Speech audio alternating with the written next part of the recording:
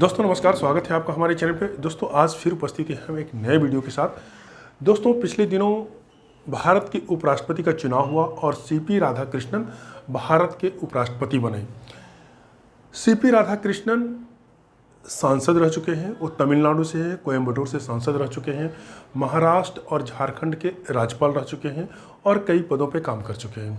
यह चुनाव भारत के पूर्व उपराष्ट्रपति जगदीप धनखड़ के त्यागपत्र के कारण रिक्त हुई थी, जिसकी वजह से ये चुनाव मिड टर्म में करवाना पड़ा। आज के इस वीडियो में हम देखेंगे कि भारत के उपराष्ट्रपति वाइस प्रेसिडेंट ऑफ इंडिया के क्या अधिकार हैं, क्या उनकी शक्तियां हैं या उनके क्या कार्य हैं, चुनावी प्रक्रिया क्या है, उनकी योग्यताएं क्या है और इससे संबंधित सारी चीज़ों की जानकारी हम लेंगे। अंत में 5-7 सवाल लेंगे जो विविध प्रतियोगिता परीक्षाओं में पूछे जाते हैं, उसके लिहाज से इम्पोर्टेंट है और जहां ज़रूरत पड़ी वहां राष्ट्रपति से इसका कंपैरिजन कर करके हम ये बताएंगे कि किस तरीके से, किस मायने में, चाहे योग्यता के मामले में, चुनावी प्रक्रिया के मामले में, वेतन भत्ते के मामले में किस प्रकार से ये उपराष्ट्रपति से भिन्न, इसको भी थोड़ा देखते चलेंगे। तो चलिए आइए देखते हैं इस वीडियो में हम क्या क्या देखने वाले हैं कि उपराष्ट्रपति से संबंधित जो प्रमुख अनुच्छेद हैं वो देखेंगे, इनकी योग्यता क्या है वो देखेंगे, निर्वाचक मंडल और निर्वाचन की प्रक्रिया क्या क्या होते हैं वो सारी चीज़ों को हम जानेंगे। इनकी राष्ट्रपति और उपराष्ट्रपति की निर्वाचन प्रक्रियाएं काफ़ी जटिल होती है, हम इस वीडियो में समझेंगे। और शपथ हटाने की प्रक्रिया क्या है, उपराष्ट्रपति की शक्ति, अधिकार या कार्य क्या है, आपको यह जानकर आश्चर्य होगा भारत के उपराष्ट्रपति वाइस प्रेसिडेंट ऑफ इंडिया के कोई कार्य नहीं है।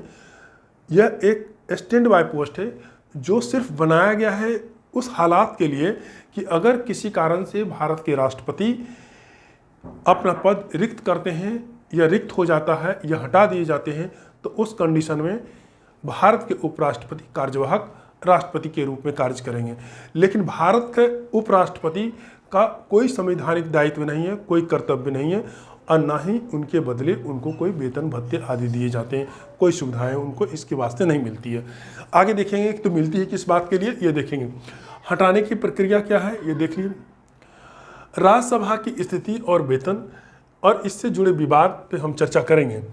इस वीडियो में हम इन सारी चीज़ों पे चर्चा करेंगे और इससे जुड़े जितने भी मुद्दे हैं हम उस पर बात करेंगे। देखते हैं और समझते हैं भारत के उपराष्ट्रपति को। भारत के उपराष्ट्रपति का कंसेप्ट अमेरिकी संविधान से लिया गया है। आप जानते हैं कि हमारा संविधान का जब निर्माण हुआ था और इसके लिए जो समिति गठित की गई थी उसके अध्यक्ष थे डॉक्टर भीमराव अंबेडकर और इसमें कई समितियां एक साथ काम कर रही थी और भारत के संविधान को निर्मित करने में 2 साल 18 महीने और 11 दिन लगे थे। और इतने समय में इतने डीप अध्ययन किया गया दुनिया भर के संविधानों को और जहाँ जहाँ से कहीं अच्छा चीज़ मिला वो हमारे भारतीय संविधान का हिस्सा बना। तो भारत के उपराष्ट्रपति का जो पद है वह अमेरिकी संविधान से प्रेरित है, अमेरिकी संविधान से लिया गया भारत के उपराष्ट्रपति का पद। और ये भारत के संवैधानिक पदानुक्रम में ये दूसरे नंबर पे आता है। संवैधानिक पदानुक्रम मतलब जो कॉन्स्टिट्यूशनल हायरार्की है उसमें से भारत के राष्ट्रपति के बाद उपराष्ट्रपति का क्रम आता है, उसके बाद प्रधानमंत्री का, राज्यपाल का, इस तरीके से आता है। तो ये पदानुक्रम में, भारतीय संविधान के पदानुक्रम में या भारतीय राजनीति के पदानुक्रम में यह दूसरा महत्वपूर्ण पद है राष्ट्रपति के बाद। अब ये देखते हैं कि ये जो अनुच्छेद है भारत के उपराष्ट्रपति का, अनुच्छेद 63 से लेकर के 71 तक, 71 तक भारत के उपराष्ट्रपति का विवरण देता है भारत का संविधान। तो आइए सबसे पहले देखते हैं जो 63 में क्या है। 63 अनुच्छेद 63 में ये वर्णित है कि भारत में एक उपराष्ट्रपति का पद होगा, भारत में एक उपराष्ट्रपति का पद होगा। यह जो लिखा हुआ है ये अनुच्छेद 63 में। अनुच्छेद 64 में क्या है, राज्यसभा का पदेन सभापति होगा। आप जानते हैं कि भारत का जो उपराष्ट्रपति होता है राज्यसभा का पदेन सभापति होता है। जो उपराष्ट्रपति के पद पे होंगे वो सभापति राज्यसभा के होंगे और राज्यसभा के उपसभापति भी होते हैं। जब उपराष्ट्रपति किसी कारण से अनुपलब्ध हो, अनुपस्थित हो या उनका पद रिक्त हो या फिर वो कार्यवाहक राष्ट्रपति के रूप में कार्य करते हैं तो उस समय राज्यसभा के संचालन की जिम्मेवारी राज्यसभा के उपसभापति की होती है। इसलिए वीडियो के शुरू में जैसे कि मैंने बताया कि भारत के संविधान में उपराष्ट्रपति का पद जो निर्मित किया गया है वो एक स्टैंड बाय पोस्ट है। उपराष्ट्रपति के नज़रिए से देखें तो उसका उपराष्ट्रपति का, भारत के उपराष्ट्रपति का कोई काम नहीं है और ना ही उसके बदले उसको वेतन भत्ते दिए जाते हैं। या तो वो जब कार्यवाहक राष्ट्रपति के रूप में काम करते हैं तो राष्ट्रपति का वेतन भत्ता और सारी शक्तियां उसमें निहित होती है राष्ट्रपति के, या फिर जब राज्यसभा के सभापति के रूप में कार्य करते हैं, जो संविधान का अनुच्छेद 64 बताता है कि भारत का उपराष्ट्रपति राज्यसभा के पदेन अध्यक्ष होंगे। तो जब राज्यसभा के अध्यक्ष के रूप में, सभापति के रूप में वो काम करते हैं तो उसी रूप में उनको वेतन और भत्ते दिए जाते हैं। ठीक है, अनुच्छेद। और ये वेतन भत्ते क्या है? राज्यसभा के राष्ट्रपति के 5 लाख होते हैं और उपराष्ट्रपति के यानी कि राज्यसभा के सभापति के रूप में वो 4 लाख रुपए उठाते हैं, उनको मिलता है। और अनुच्छेद 65 कार्यवाहक राष्ट्रपति। राष्ट्रपति के कार्य जैसा कि मैंने बताया कि एक होता है सभापति, राज्यसभा के सभापति के रूप में काम करते हैं, और अगर किसी कारण से राष्ट्रपति का पद रिक्त होता है तो कार्यवाहक राष्ट्रपति के रूप में भारत के ही उपराष्ट्रपति काम करते हैं। अच्छा, इससे जुड़े एक सवाल और आता है, समझिए कि अगर राष्ट्रपति का पद रिक्त हो गया किसी भी कारण से तो भारत का उपराष्ट्रपति कार्यवाहक राष्ट्रपति के रूप में कार्य करेंगे। लेकिन अगर किसी कारण से राष्ट्रपति भी नहीं हो, उपराष्ट्रपति भी नहीं हो, तो फिर राष्ट्रपति का कार्य कौन संभालेंगे? भारत का राष्ट्रपति संवैधानिक प्रमुख होता है। भारत के राष्ट्रपति का पद एक दिन के लिए भी रिक्त नहीं रह सकता है। तो उस हालत में राष्ट्रपति का कार्य कौन संभालेंगे? ऐसी सिचुएशन अगर आ जाए तो उस हालत में जो सर्वोच्च न्यायालय के चीफ जस्टिस होते हैं, CJI, chief justice of India, वो राष्ट्रपति के रूप में कार्य करते हैं। लेकिन इसके बाद भी सवाल उठता है कि अगर CJI भी किसी कारण से उपलब्ध नहीं हो तो उस कारण में उस स्थिति में भारत के राष्ट्रपति का पदभार कौन संभालेंगे? उस स्थिति में भारत के राष्ट्रपति का कार्यभार संभालेंगे जो सर्वोच्च न्यायालय के वरिष्ठतम जस्टिस होते हैं। वो उसका, क्योंकि CJI की अनुपस्थिति में सर्वोच्च न्यायालय के जो वरिष्ठतम चीफ जस्टिस होते हैं वही CJI माने जाते हैं और वही राष्ट्रपति के कार्यभार को संभालेंगे। तो अब यहाँ पे क्लियर है कि भारत के राष्ट्रपति का पद एक दिन के लिए भी रिक्त नहीं हो सकता। राष्ट्रपति नहीं है तो उपराष्ट्रपति भी नहीं है तो CJI, भारत के मुख्य न्यायाधीश, और अगर वो भी नहीं है तो जो सर्वोच्च न्यायालय के वरिष्ठतम न्यायाधीश होंगे वो राष्ट्रपति के कार्यभार को संभालेंगे। चलिए अब आगे देखते हैं। अनुच्छेद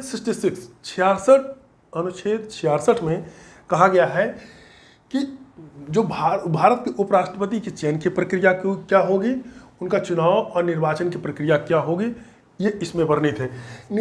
चुनाव और निर्वाचन की प्रक्रिया बहुत ही महत्वपूर्ण है और बहुत जटिल भी है।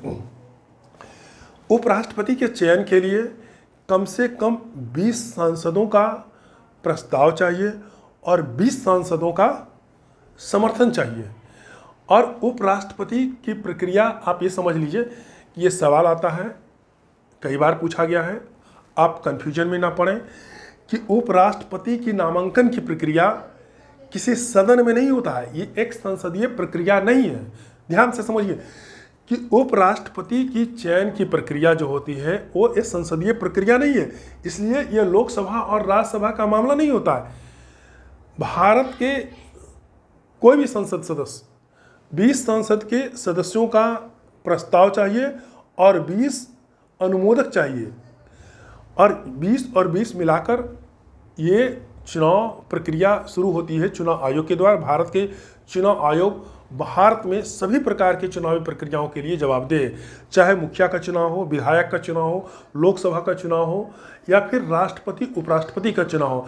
सभी प्रकार के चुनाव प्रक्रिया का संचालन की जवाबदेही भारत के चुनाव आयोग की है। तो वो 20 प्रस्तावक और 20 अनुमोदक जो संसद होते हैं, निर्वाचक मंडल के होते हैं, वो चुनाव आयोग आमतौर पे रिटर्निंग अधिकारी जो नियुक्त करते हैं और राज्यसभा के महासचिव। तो राज्यसभा सचिवालय को जाता है इनका प्रस्ताव नामांकन के लिए, और वहाँ उनकी स्क्रूटनी होती है, उसका वहाँ जांच होता है और अगर योग्य पाए जाते हैं तो प्रक्रिया आगे बढ़ती है। तो ये जो चुनावी प्रक्रिया है 20 प्रस्तावक और 20 अनुमोदक के साथ राज्यसभा के सचिवालय में आमतौर पे जो उसके महासचिव होते हैं वही नियुक्त होते हैं चुनाव आयोग के द्वारा, रिटर्निंग ऑफिसर, तो उनको दिया जाता है और वो उसकी जांच करते हैं। ठीक है। और यहाँ पे ये भी ध्यान रखना है कि कोई भी उपराष्ट्रपति जब उनकी समय रिटायर होने का आता है, रिटायर होने से पहले वो ये चुनावी प्रक्रिया शुरू हो जाती है और अगर किसी कारण से रिक्त हो जाए तो 6 महीने के भीतर राष्ट्रपति का भी चुनाव करवाया जाता है और 6 महीने के भीतर उपराष्ट्रपति का भी चुनाव करवाया जाता है। आप विभिन्न वीडियो में देखे होंगे और कई स्रोतों से आपको ये जानकारी मिली होगी, कई जगह जैसा बताया जाता है कि उपराष्ट्रपति के चुनाव के लिए कोई समय सीमा निर्धारित नहीं है, लेकिन ये बात सत्य नहीं है कि उपराष्ट्रपति के चुनाव के लिए कोई समय सीमा नहीं है। सत्य यह है कि राष्ट्रपति और उपराष्ट्रपति दोनों के लिए जो समय सीमा है, यानी पद रिक्त होने के बाद 6 महीने के भीतर चुनाव करवा लेना है।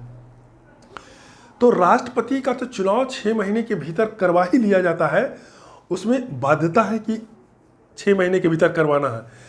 उपराष्ट्रपति के चुनाव में भी ये बाध्यता है, लेकिन कई बार ऐसा होता है कि उपराष्ट्रपति का पद रिक्त रह जाता है। कई बार ऐसा हुआ है, लेकिन राष्ट्रपति का पद कभी भी भारत में रिक्त नहीं होता है, क्योंकि वो संवैधानिक प्रमुख है, इसलिए उनका पद कभी रिक्त नहीं होता है। तो ये कन्फ्यूजन यहीं से क्रिएट होता है कि राष्ट्रपति का पद एक दिन भी खाली नहीं रह सकता है, कोई ना कोई व्यक्ति भारत के राष्ट्रपति रहेंगे, लेकिन उपराष्ट्रपति के साथ ये कंडीशन नहीं है।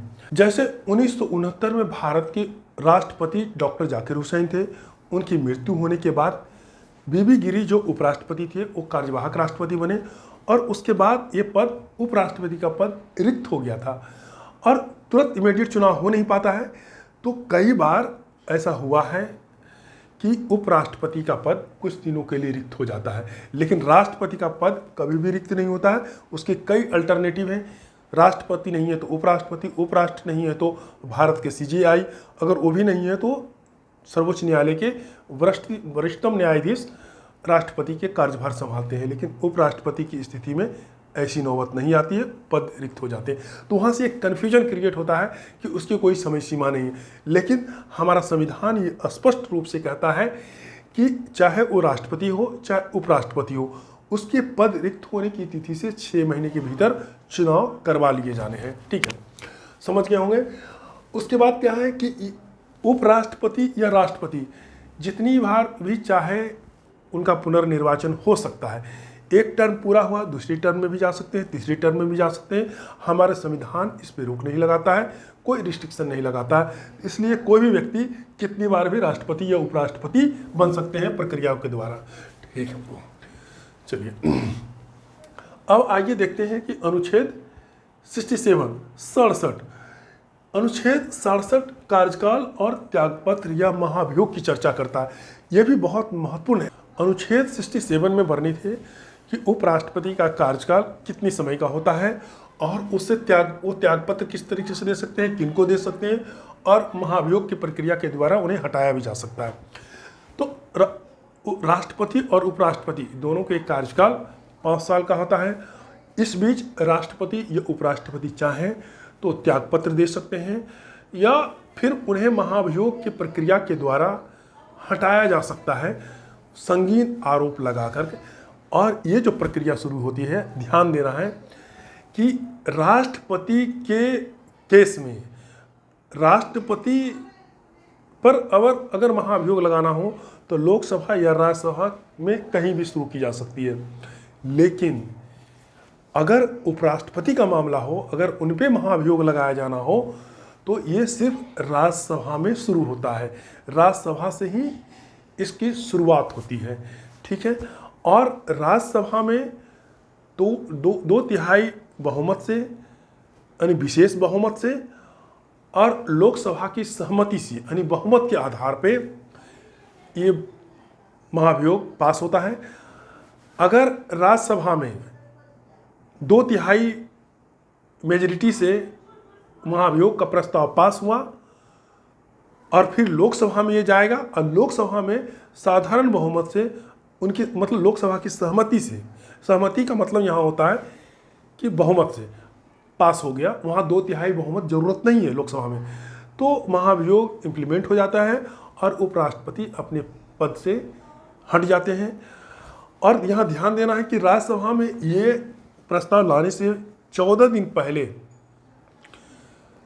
सचिवालय को, राज्यसभा सचिवालय को सूचित करना पड़ता है। उन प्रस्तावकों के द्वारा जो इसके समर्थक, प्रस्तावक हैं और समर्थक हैं, वो 14 दिन पहले सूचना देते हैं राज्यसभा सचिवालय को कि उपराष्ट्रपति के खिलाफ महाअभियोग ला रहे हैं। 14 दिन के बाद फिर प्रक्रिया शुरू होती है महाअभियोग की वोटिंग की प्रक्रिया। तो आप ये समझ गए, क्या समझ गए कि महाअभियोग की प्रक्रिया उपराष्ट्रपति के मामले में सिर्फ राज्यसभा में शुरू होती है और उप महाअभियोग की प्रक्रिया शुरू होने से पहले 14 दिन पहले सूचना देना पड़ता है, बताना पड़ता है कि महाअभियोग ला रहे हैं। और राज्यसभा में 2/3 बहुमत से 14 दिन बाद 2/3 बहुमत से इसे पास करवाना होता है और लोकसभा की सहमति लेना होता है, यानी वहाँ बहुमत से पास हो जाए तो हो जाए। लेकिन राष्ट्रपति के मामला अलग है। राष्ट्रपति में दोनों में 2/3 बहुमत चाहिए महाभियोग लाने के लिए और उसको पास करवाने के लिए। समझ गए होंगे, ठीक है। और अनुच्छेद 68 उपराष्ट्रपति का पद रिक्त होने पर चुनाव की प्रक्रिया। देखिए ये भी चुनाव की प्रक्रिया है। 66 और ये 68, ये दोनों में अंतर थोड़ा सा है कि ये जो है सामान्य प्रक्रिया है और अगर किसी कारण से अगर इसमें रिक्त हुआ है, जैसे अभी जो सीपी राधाकृष्णन उपराष्ट्रपति बने तो मिड टर्म इलेक्शन हुआ क्योंकि उपराष्ट्रपति जो पहले के उपराष्ट्रपति थे वो त्यागपत्र दिए थे। और देखिए अभी जब त्यागपत्र वो दिए थे तो उसके बाद ये चुनाव की प्रक्रिया शुरू हुई थी। 68 के तहत हुई और नॉर्मल जो प्रक्रिया होता है तो वो 66 के तहत होता है। दोनों में अंतर बस इतना ही है। और 69 अनुच्छेद 69 इसमें शपथ के वर्णन है कि राष्ट्रपति शपथ दिलवाते हैं उपराष्ट्रपति को। भारत के उपराष्ट्रपति को शपथ दिलवाते हैं राष्ट्रपति, और जबकि भारत के राष्ट्रपति को शपथ दिलवाते हैं CJI chief justice of India. और भारत के उपराष्ट्रपति अपना त्याग पत्र देते हैं राष्ट्रपति को और राष्ट्रपति अपना त्याग पत्र देते हैं उपराष्ट्रपति को। समझ लिए, फिर से समझिए। भारत के उपराष्ट्रपति को शपथ दिलवाते हैं कौन? भारत के राष्ट्रपति। और जबकि भारत के राष्ट्रपति को शपथ दिलवाते हैं भारत के मुख्य न्यायाधीश। और त्यागपत्र के मामला में क्या होता है, दोनों एक दूसरे को देते हैं। राष्ट्रपति को अगर त्यागपत्र देना होगा तो उपराष्ट्रपति को देंगे, उपराष्ट्रपति को त्यागपत्र देना होगा तो राष्ट्रपति को देंगे। ठीक है, क्लियर है। अनुच्छेद 70 बताता है कि राष्ट्रपति और उपराष्ट्रपति का पद अगर रिक्त हो जाए तो संसद व्यवस्था कैसे चलाए, संसदीय व्यवस्था कैसे चलेगी, इस पे चर्चा करती है। ठीक है।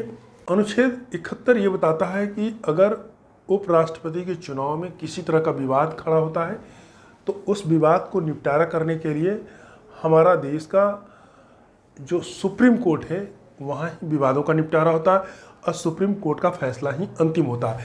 तो उपराष्ट्रपति का चुनाव से संबंधित अगर कोई विवाद हो तो उसके निपटान के लिए किसी हाई कोर्ट में या किसी जिला न्यायालय में इसको मामले को नहीं ले जाया जा सकता है। इसको सिर्फ और सिर्फ सुप्रीम कोर्ट में ही इसकी सुनवाई हो सकती है और सुप्रीम कोर्ट का फैसला अंतिम होता है।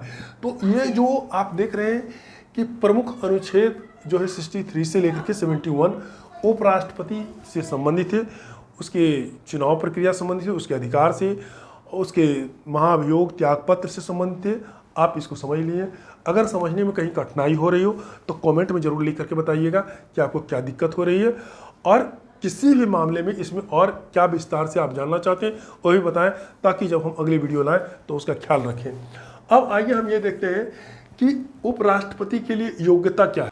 अच्छा, एक बात का और ध्यान रखिए कि ये जो अनुच्छेद 66 है 66 चुनाव और निर्वाचन की प्रक्रिया से संबंधित, इसमें राष्ट्रपति और उपराष्ट्रपति का चुनाव जिस पद्धति के द्वारा होता है, जिस प्रक्रिया के द्वारा होता है, उसको हम बोलते हैं proportional representation by single transferable vote, अनुपातिक प्रतिनिधित्व प्रणाली द्वारा एकल संक्रमणीय मतों का उपयोग करके चुनाव होता है। इसमें होता क्या है थोड़ा सा समझ लीजिए। इसको हम दूसरे वीडियो में लाएंगे, थोड़ा डिटेल से बताएंगे। ये प्रक्रिया बहुत जटिल है इसलिए इसमें नहीं समझ पाइएगा पूरा और वीडियो लंबा हो जाएगा।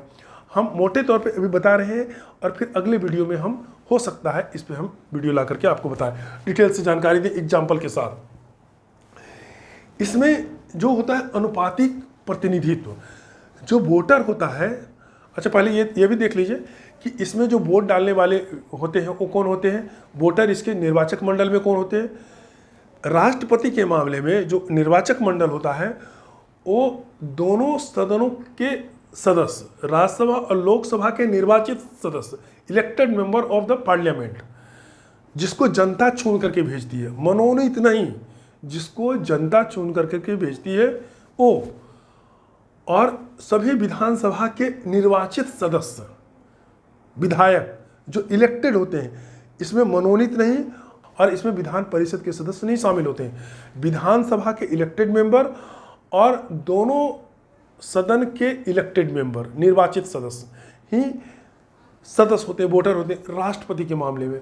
लेकिन उपराष्ट्रपति के मामले में क्या होता है, सिर्फ दोनों सदन के मेंबर होती है, और सदन के मेंबर जब कह रहे हैं तो जो इलेक्टेड होते हैं वह भी और जो नॉमिनेटेड होते हैं वह भी, यानी नामित और निर्वाचित। बात समझ में आ रही है कि जैसे राज्यसभा में 250 सदस्य होते हैं, तो राज्यसभा में 250 होते हैं, तो वो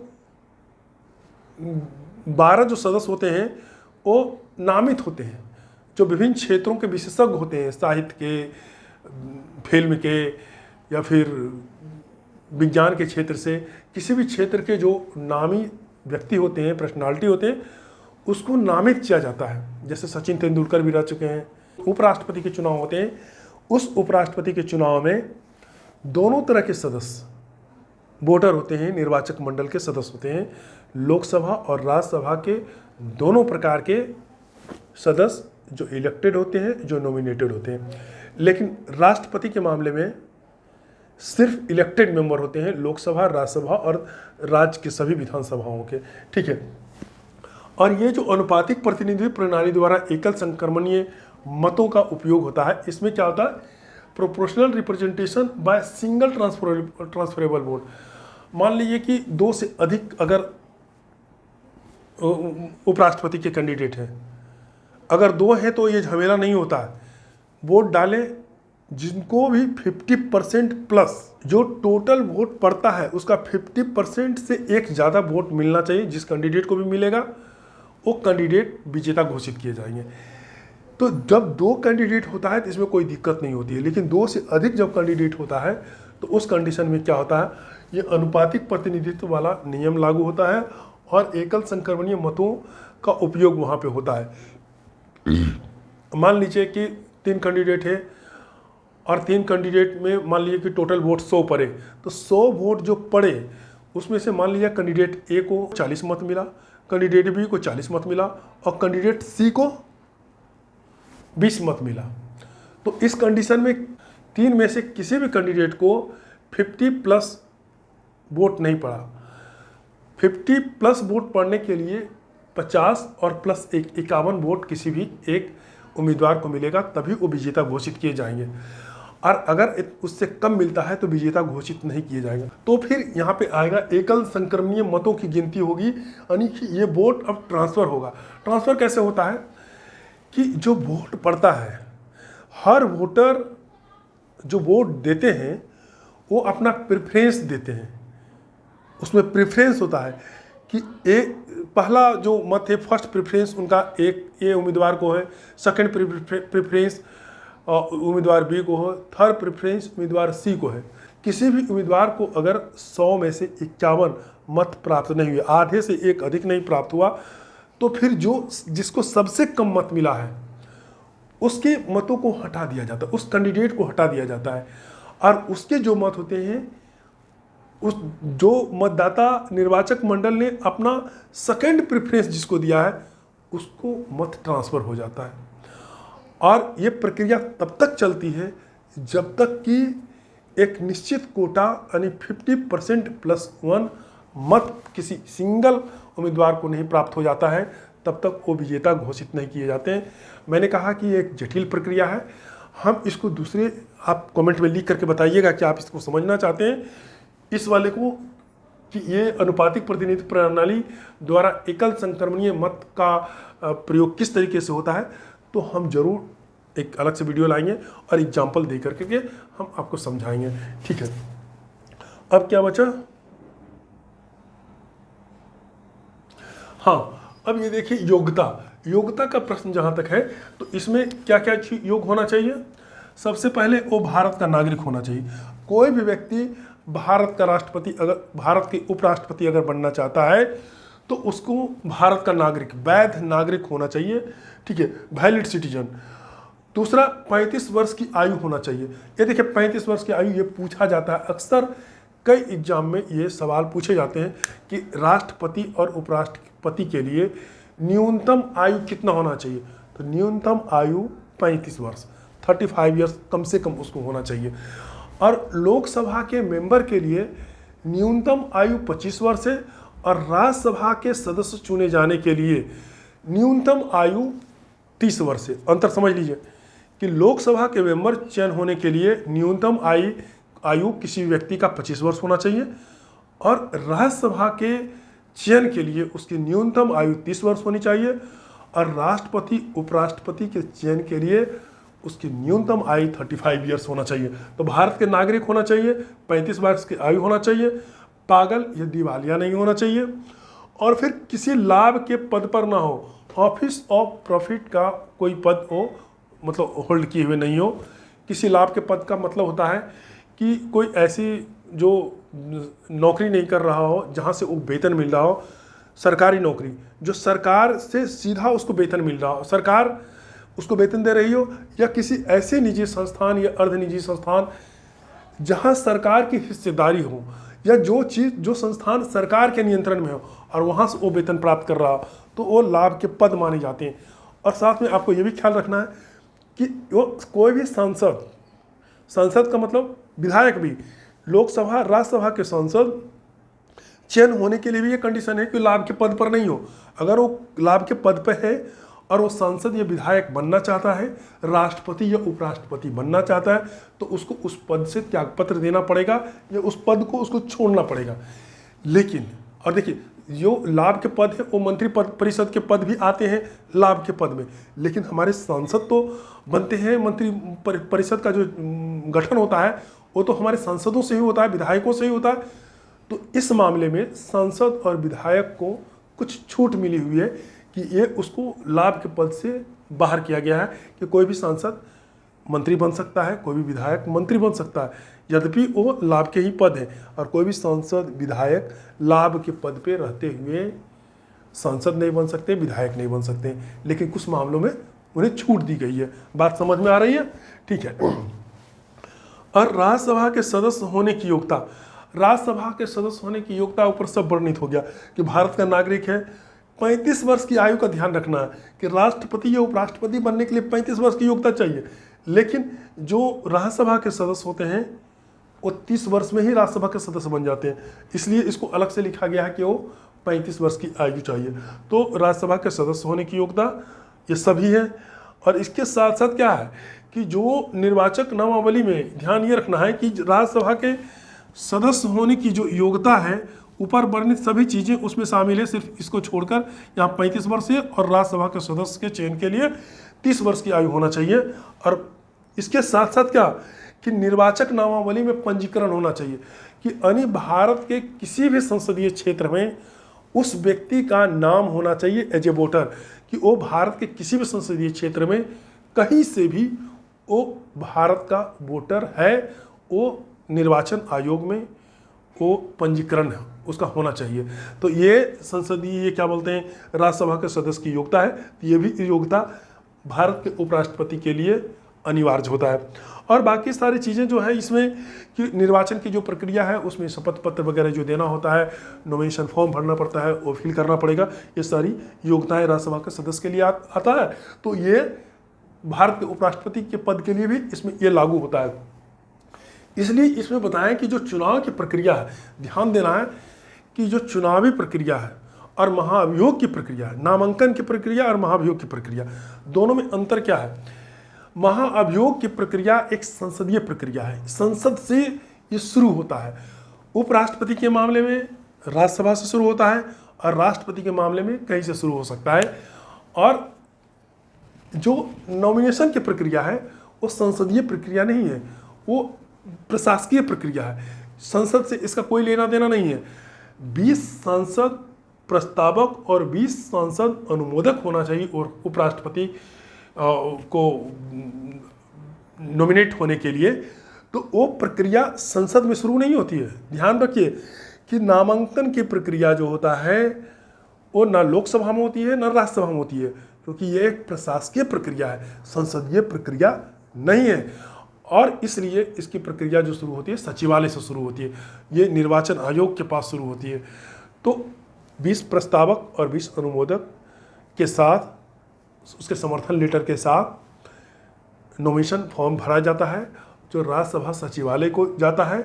जो चुनाव आयोग के वहाँ रिटर्निंग अधिकारी होते हैं, आमतौर पे ये होते हैं राज्यसभा के महासचिव, वो उसकी जांच पड़ताल करते हैं। और ये पूर्ण रूप से प्रशासकीय प्रक्रिया है। लोकसभा राज्यसभा इसमें इन्वॉल्व नहीं है। ठीक है, आप समझ में आ रहा होगा। ठीक है, अब ये सारी बातें हो गई है। उम्मीद करते हैं कि ये चीज़ें उपराष्ट्रपति के संबंध में समझ में आ रही होगी। तो अभी हम ये देख लिए, प्रमुख अनुच्छेद देख लिए, योग्यता देख लिए। निर्वाचक मंडल ये प्रक्रिया क्या होता है? निर्वाचक मंडल या प्रक्रिया में भारत के उपराष्ट्रपति के निर्वाचक मंडल में लोकसभा और राज्यसभा के दोनों सदनों के सदस्य, कौन सदस्य? जो इलेक्टेड मेंबर होते हैं वह भी, और जो नॉमिनेटेड मेंबर होते हैं वह भी, दोनों इसके सदस्य होते हैं। भारत के उपराष्ट्रपति के निर्वाचक मंडल में, यानी उसको चयन करने वाले मेंबर में, उसके टीम में दोनों होते हैं लोकसभा और राज्यसभा के सभी सदस्य, चाहे वो निर्वाचित हो या मनोनीत हो। इसकी प्रक्रिया की चर्चा हम कर चुके हैं, अब जानते हैं कि कैसे होते हैं।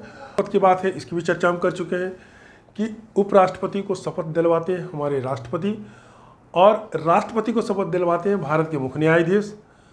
और त्यागपत्र के मामले में दोनों एक दूसरे को देते हैं, यानी राष्ट्रपति अपना त्यागपत्र उपराष्ट्रपति को देते हैं और उपराष्ट्रपति अपना त्यागपत्र राष्ट्रपति को देते हैं। ठीक है, हटाने की प्रक्रिया की भी चर्चा कर चुके हैं कि हटाने की प्रक्रिया क्या है। हटाने की प्रक्रिया में महाभियोग के द्वारा हटाया जा सकता है, इसकी भी चर्चा हम कर चुके हैं। और अधिकार क्षेत्र, इसके कार्य और अधिकार, जैसे कि बताएं कि उपराष्ट्रपति के रूप में भारत के संविधान ने भारत के उपराष्ट्रपति को कोई अधिकार नहीं दिया है। वो सिर्फ स्टैंड बाय पोस्ट है, वो बस डिप्लॉयमेंट के लिए तैयार रहते हैं, राष्ट्रपति बनने के लिए तैयार रहते हैं। जब तक वो राष्ट्रपति नहीं बन जाते हैं उनको कोई वेतन भत्ता नहीं दिया जाता है। तो फिर उपराष्ट्रपति को वेतन मिलता है किस नाम पे? वो जब वो राज्यसभा के सभापति के रूप में कार्य करते हैं तो 4 लाख रुपया मंथली मिलता है। और अगर ये किसी तरीके से किसी कारण से जब राष्ट्रपति का पद रिक्त होता है तो वो राष्ट्रपति के रूप में कार्य करते हैं, कार्यवाहक राष्ट्रपति होती हैं। और उस कंडीशन में सभी वेतन भत्ता सुविधा अधिकार शक्ति सभी राष्ट्रपति का उनका होता है। वो जो भी कार्य करेंगे राष्ट्रपति की हैसियत से करेंगे और उनके सभी कार्य राष्ट्रपति के रूप में मान्य होगा। बाद में जब 6 महीने के भीतर जो चुनाव प्रक्रिया संपन्न होती है और कोई नया राष्ट्रपति बन जाता है तो फिर वो पुराने पद पे अपने आ जाते हैं, उपराष्ट्रपति बन जाते हैं, यानी राज्यसभा के सभापति बन जाते हैं। और जो उस पीरियड में उनके द्वारा किया गया काम है सभी वैलिड होते हैं, सभी मान्य होते हैं। और जब वो राज्यसभा के सभापति नहीं होते हैं, यानी कार्यवाहक राष्ट्रपति बनते हैं, तो उस समय राज्यसभा के संचालन की जवाबदेही राज्यसभा के उपसभापति की होती है। ठीक है, तो इतनी बातें। एक और अधिकार उनके पास क्या है कि एक तो वो कोई किसी भी सदन के मेंबर नहीं होते हैं। जो भारत के उपराष्ट्रपति हैं वो किसी सदन के मेंबर नहीं होते हैं। ये क्वेश्चन में भी पूछा जाता है कि किस सदन के सभापति या अध्यक्ष उस सदन के सदस्य नहीं होते हैं, तो वो भारत के उपराष्ट्रपति हैं। तो इसलिए उनको मत देने का अधिकार नहीं है। मत देने का अधिकार लोकसभा अध्यक्ष को भी नहीं है, लेकिन लोकसभा का अध्यक्ष लोकसभा के सदस्य होते हैं। दोनों में एक समानता यह है कि जब कोई बिल आता है और 50-50 में बट जाता है कि यानी 50% पक्ष में और विपक्ष में वोटिंग पड़ जाता है बिल के पक्ष और विपक्ष में, तो उस कंडीशन में या सरकार के खिलाफ कोई अविश्वास प्रस्ताव आता है, उस कंडीशन में क्या होता है कि राज्यसभा के सभापति यानी भारत के उपराष्ट्रपति को निर्णायक मत देने का अधिकार है। वोट देने का अधिकार उसे नहीं है, लोकसभा अध्यक्ष को भी वोट देने का अधिकार नहीं है, नहीं देते हैं वोट। लेकिन जब 50-50% हो जाता है कि अब एक निर्णायक मत की जरूरत होती है, तो उस समय लोकसभा अध्यक्ष भी निर्णायक मत देकर के जिधर भी मत देंगे वो बिल पास हो जाएगा या बिल गिर जाएगा। और उसी तरीके से राज्यसभा में भी होता है। उपराष्ट्रपति को राज्यसभा के सभापति की हैसियत से उनको निर्णायक मत देने का अधिकार है। समझ गए होंगे? ठीक है। अब क्या बच गया? राज्यसभा की स्थिति में उनको राज्यसभा के सभापति के रूप में ही वेतन भत्ते और सारी सुविधाएं मिलता है उन्हें। विवाद की स्थिति में ये सुप्रीम कोर्ट जाते हैं। राष्ट्रपति या उपराष्ट्रपति से चुनाव संबंधित कोई विवाद होता है तो सुप्रीम कोर्ट इसका फैसला करता है। ये बात भी पहले बता चुके हैं। चलिए अब आखिरी में कुछ सवाल ले लेते हैं जो आपको बताना है। अब समझ लीजिए जो विभिन्न प्रतियोगिता परीक्षाओं में अब तक पूछे गए हैं या पूछे जा सकते हैं। पहला कि जो भारत के उपराष्ट्रपति का कंसेप्ट है वो किस संविधान से लिया, दुनिया के किस संविधान से लिया, किस देश से लिया गया? तो अमेरिकी संविधान से लिया गया है, अमेरिका से लिया गया भारत के उपराष्ट्रपति का पद। दूसरे सवाल पूछे जाते हैं कि किस सदन के सभापति उस सदन के सदस्य नहीं होते हैं? तो भारत का उपराष्ट्रपति भारत के राज्यसभा के पदेन सभापति होते हैं, लेकिन वो किसी भी सदन का सदस्य नहीं होते हैं, न लोकसभा का न राज्यसभा का। ये सवाल बार बार पूछा जाता है कि किस सभा के सभापति उस सदन के सदस्य नहीं होते हैं। जबकि लोकसभा का जो अध्यक्ष होता है वो लोकसभा के सदस्य होते हैं, लेकिन राज्यसभा का जो सभापति होता है यानी भारत का उपराष्ट्रपति किसी सदन के सदस्य नहीं होते हैं। और दोनों को निर्णायक मत देने का अधिकार है। यह भी सवाल पूछा जाता है, क्या भारत के उपराष्ट्रपति सदन में अपना मतदान कर सकते हैं किसी भी बिल पे? तो नहीं कर सकते हैं। लोकसभा के अध्यक्ष भी नहीं कर सकते हैं। लेकिन ये दोनों अपना निर्णायक मत दे सकते हैं जब 50-50% में वोटर बट जाता हो और कोई फैसला नहीं होता। तो उस कंडीशन में जो लोकसभा का अध्यक्ष और राज्यसभा के सभापति दोनों अपना निर्णायक मत देते हैं। और जो कन्फ्यूजन वाली स्थिति है कि महाअभियोग उपराष्ट्रपति के संबंध में राज्यसभा में ही पेश होता है, जबकि राष्ट्रपति के मामले में किसी भी सदन में पेश होता है। राष्ट्रपति या उपराष्ट्रपति के त्यागपत्र या किसी अन्य कारण से रिक्त होने के बाद 6 महीने के भीतर चुनाव करवा लेने हैं। दोनों ही स्थिति में ये बातें लागू होती है।